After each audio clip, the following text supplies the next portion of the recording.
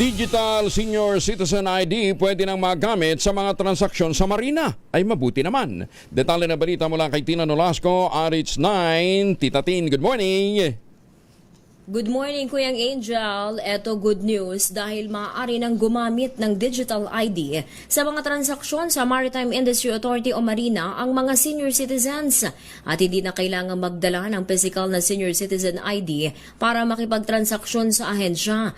Sa abisong inilabas ng Marina, ito'y bilang pagsunod sa Public Advisory No. 1 Series of 2026 ng National Commission of Senior Citizen kung saan kinikilala ng ahensya ang Digital National Senior Citizen ID o NSCID.